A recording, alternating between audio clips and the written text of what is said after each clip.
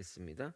이 교훈의 목적은 청결한 마음과 선한 양심과 거짓이 없는 믿음에서 나오는 사랑이거늘 사람들이 이에서 벗어나 헛된 말에 빠져 율법의 선생이 되려 하나 자기가 말하는 것이나 자기가 확증하는 것도 깨닫지 못하는도다.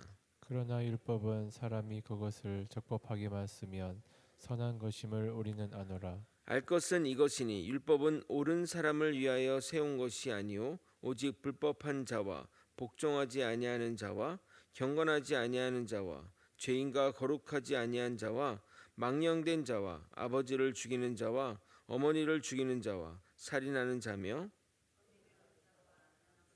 저와 인신매매를 하는 자와 거짓말하는 자와 거짓 맹세하는 자와 기타 바른 교훈을 거스르는 자를 위함이니. 함께 읽겠습니다. 이 교훈은 내게 맡기신 바 복되신 하나님의 영광의 복음을 따름이니라. 아멘. 사도 바울은 디모데를 에베소 교회에 파송하면서 에베소 교회에 침투한 이단 사조인 유대 율법주의자들의 허탄한 것에 매몰되어 변론만 일삼는 것에 경계하라고 주의를 주었습니다. 유대 랍비들은 다른 일은 일절하지 않고 토라와 경전 연구에 몰두합니다. 그러다 보니 일반 사람들과는 전혀 상관없는 일에 에너지를 쏟고 시간을 소모하게 되는 것입니다. 그들이 만들어낸 학문에 심취하게 되면 사도 바울이 지적하는 대로 신화와 끝없는 족보에 몰두하며 변론만 일삼게 되는 것입니다. 학문하는 사람들은 이러한 부분에 주의를 기울여야 합니다. 이론에 집착하면 현실과는 동떨어진 것에 많은 에너지를 쏟게 되는 것을 종종 봅니다. 저는 개인적으로 목회자가 세상에 매몰되어 살아가서도 안 되지만 세상을 전혀 몰라서도 안 된다고 생각합니다. 그래서 1년에 한 2주 정도는 세상 사람들이 일하는 곳에 가서 일도 하고 불신자들과의 지속적인 만남을 해야 한다고 생각합니다. 성도들의 삶을 전혀 모르면 전하는 말씀이 계속 찌르는 말씀만 하게 됩니다. 목회자는 성도들이 어떻게 세상에서 믿음의 삶을 살아야 하는지 제안을 하고 같이 삶을 고민해야 되는데 왜 그렇게 살지 못하냐고 채찍질만 하게 되면 말씀이 우리의 삶과 너무 동떨어진 말씀이 될 수 있습니다. 오늘은 율법의 잘못된 사용의 예와 선한 목적의 예를 살펴보고자 합니다. 더불어 사명자는 무엇을 붙들고 살아야 하는지 깨닫게 되기를 예수님의 이름으로 소망합니다. 디모데가 에베소에 파송된 이유는 유대 율법주의자들의 헛된 가르침 때문이었습니다. 이어지는 5절부터 7절까지는 이러한 가르침의 목적과 이단에 빠진 사람들의 어리석음에 대한 말씀입니다. 5절을 읽겠습니다. 이 교훈의 목적은 청결한 마음과 선한 양심과 거짓이 없는 믿음에서 나오는 사랑이거늘. 사도 바울이 이단을 멀리하고 경계하라는 이유는 바로 사랑 때문입니다. 그냥 사랑이 아닌 청결하고 선한 양심과 거짓이 없는 믿음에서 나오는 사랑, 즉 정직한 사랑이라 하겠습니다. 왜 이단을 경계하라면서 사단을 이야기하는 것일까요? 율법의 목적이 바로 사랑이기 때문입니다. 마태복음 22장 36절에서 40절까지를 읽어드리겠습니다. 선생님, 율법 중에서 어느 계명이 크니이까? 예수께서 이르시되 내 마음을 다하고 목숨을 다하고 뜻을 다하여 주 너희 하나님을 사랑하라 하셨으니 이것은 크고 첫째 되는 계명이요 둘째도 그와 같으니 내 이웃을 내 자신과 같이 사랑하라 하셨으니 이 두 계명이 온 율법과 선지자의 강령이니라. 그런데 거짓 교사들은 율법에 매여 사람들을 정죄하고 평가하고 편을 가르는 일에 매몰되었던 것입니다. 물론 율법은 우리가 바르게 살도록 주님 앞에 선한 양심과 거짓 없는 믿음으로 살게 합니다. 우리가 그렇게 살게 하려는 그 목적이 잘 살게 하려는 목적인데 율법이 우리를 이끄는 인도자가 아닌 판단의 도구가 되어 버리면 남을 베는 칼로 쓰이게 되는 겁니다. 바른 교사라면 사랑으로 성도를 이끌면서 그들이 청결한 마음과 선한 양심과 거짓이 없는 믿음으로 살게 해야 됩니다. 그 모든 것에 사랑이 없다면 아무것도 아닌 것입니다. 고린도전서 13장 2절에 이렇게 말합니다.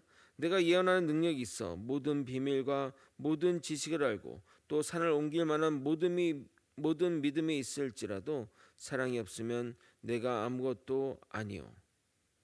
사도 바울은 그런 신화와 족보에 매달린 자, 율법의 허탄한 것들의 메인 자들의 모습을 이렇게 표현하고 있습니다. 6절과 7절을 여러분이 한번 읽어보도록 하겠습니다. 함께 읽겠습니다. 시작. 사람들이 이에서 벗어나 헛된 말에 빠져 율법의 선생이 되려 하나 자기가 말하는 것이나 자기가 확증하는 것도 깨닫지 못하는도다. 결국 이러한 것들에 매몰되게 되면 인간의 지식만 높일 뿐이며 스스로 높아져 율법의 선생이 되나 자신이 말하며 주장하는 것이 무엇인지도 모른 채 떠들게 되는 경우가 많습니다. 정치는 꼭 필요한 것이라고 생각하나 한국의 정치를 가끔 보게 되면 저들이 그렇게 죽기 살기로 싸우는 것이 우리의 삶과 무슨 상관이 있나 생각될 때가 많습니다. 구체적인 사안을 언급하는 것이 마땅치 않아서 말씀드리지는 않지만 정치인은 국민을 생각하며 정치를 해야 되는데 당락에 따라서 움직이니 사람들의 정치적인 무관심을 이끌어낸다고 생각합니다. 마찬가지로 율법에 매어 율법을 파다 보면 본인 스스로 높아져 남을 평가하고 판단하는 위치에 서게 됩니다. 우리 같은 목회자가 이 부분에 대해 정말 조심해야 합니다.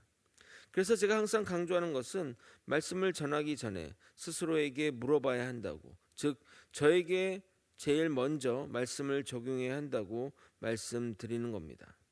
그런데 오해하지 말아야 할 것은 그럼 제가 그 말씀에 완벽하기에 말씀을 전한다고 생각하지 말아주시기 바랍니다. 저야 여러분이 그렇게 봐주시면 감사하지만 그렇지 않기에 미리 말씀드리는 것입니다. 그럼 나도 지키지 못하는 말씀을 전하느냐 물어보실 수 있습니다. 가끔 그럴 때도 있습니다. 하지만 하나님의 말씀을 대언한다는 입장으로 전하기에 부족하지만 그렇게 전하는 것입니다.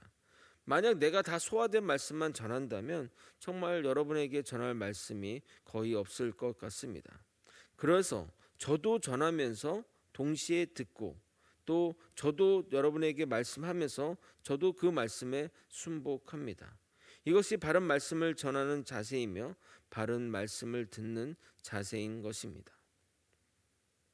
모든 일에 중도가 필요하듯이 말씀도 신앙생활도 중도가 필요합니다. 우리 대한민국 국민은 쏠림 현상이 강한 민족입니다. 좋다고 하면 묻지도 따지지도 않고 몰려갑니다. 여러분, 우리나라가 코인 거래 세계 1위 국가인 걸 아십니까? 다른 나라와 비교해 우리나라 경제력 수준이나 자본이나 인구 면에서도 부족한데 코인 시장, 그러니까 비트코인 이런 거 얘기하는 겁니다. 코인 시장에서 세계 1위를 한다는 것은 세계 사람들이 놀랄 정도입니다. 우리나라의 자본시장이 미국 자본시장의 1%도 안 되는데 말입니다. 그만큼 돈이 된다면 사람들은 몰려갑니다. 이런 성향은 신앙생활에도 영향을 미칩니다. 그래서 우리가 이단에 잘 빠지는 것이 아닌가 생각이 듭니다. 평범한 것보다는 어떤 중간에 위치한 그런 것들보다는 어느 쪽으로도 치우치는 것에 빠지기 쉬운 성향이 이단에 잘 빠지는 것이 아닌가 생각하게 됩니다.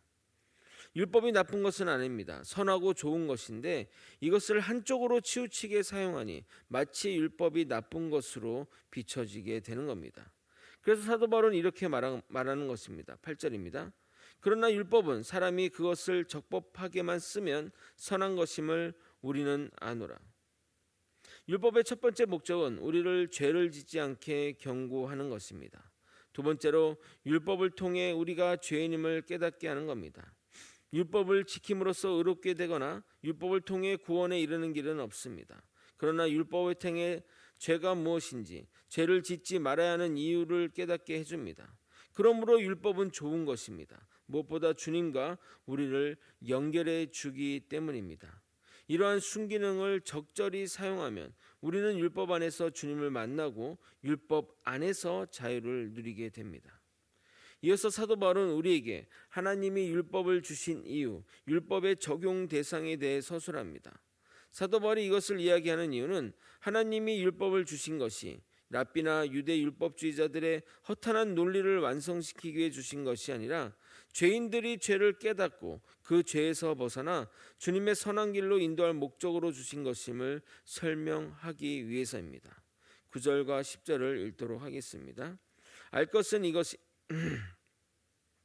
것은 이것이니 율법은 옳은 사람을 위하여 세운 것이 아니요 오직 불법한 자와 복종하지 아니하는 자와 경건하지 아니하는 자와 죄인과 거룩하지 아니한 자와 망령된 자와 아버지를 죽이는 자와 어머니를 죽이는 자와 살인하는 자며 음행하는 자와 남색하는 자와 인신매매를 하는 자와 거짓말하는 자와 거짓 맹세를 하는 자와 기타 바른 교훈을 거스리는 자를 위함이니 인간이 타락하여 하나님의 뜻에 무지하지 않거나 하나님의 뜻에 벗어나지 않았다면 하나님은 우리에게 율법을 주시지 않았을 것입니다.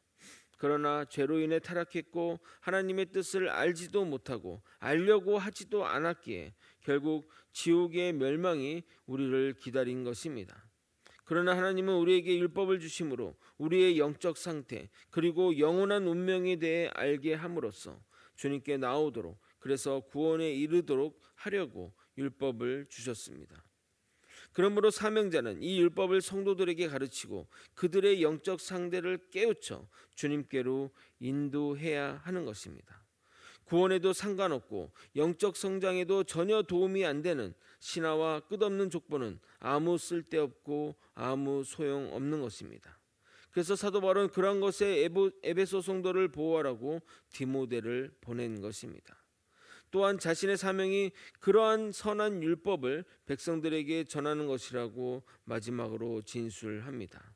11절을 표준 세번역으로 읽어드리도록 하겠습니다. 건전한 교훈은 복되신 하나님의 영광스러운 복음에 맞는 것이어야 합니다. 나는 이 복음을 선포할 임무를 맡았습니다. 저 또한 이러한 복음을 여러분에게 가르치고 선포함으로 주님의 사명을 감당하고자 합니다.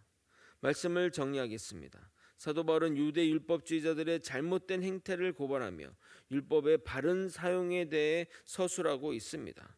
그들이 헛된 것에 매몰되어 자신들도 잘 모르는 것을 선포하며 남들을 판단하고 정죄했던 것입니다. 율법 선포에서 가장 중요한 것은 사랑입니다. 성도를 사랑하는 마음으로 성도가 바로 서도록 이끌고 율법을 통해 가르쳐야 하는 것입니다. 사랑이 없는 율법 선포는 소리나는 꽹과리에 불과할 뿐입니다. 율법은 하나님의 뜻을 모르고 알려고도 하지 않으며 일상의 삶에서 죄악을 저지르는 자들을 위한 것입니다. 그들에게 이 율법을 가르침으로 잘못을 깨닫고 잘못된 길에서 벗어나 주의 선한 길로 인도하는 것이 사명자의 삶이며 사도 바울의 사명이며 저희 목회자들의 사명인 것입니다. 이 사명 붙들고 주님 오시는 그날까지 바른 말씀 선포하며 또 바른 말씀대로 살아가는 저와 여러분이 되시길 예수님의 이름으로 축원드립니다. 기도하시겠습니다. 하나님의 뜻을 따라 살아가는 주의 백성 되게 하여 주시옵소서. 아버지, 언제나 주님의 말씀을 순복하며 주님의 말씀 따라 살아가는 우리 모두가 될 수 있도록 이끌어 주시옵소서. 사역자는 사명대로 주의 말씀을 선포하고 우리 모든 성도님은 그 전한 말씀에 순복하며 나아갈 수 있도록 이끌어 주시옵소서. 사랑이 많으신 예수 그리스도 이름으로 기도드립나이다. 아멘.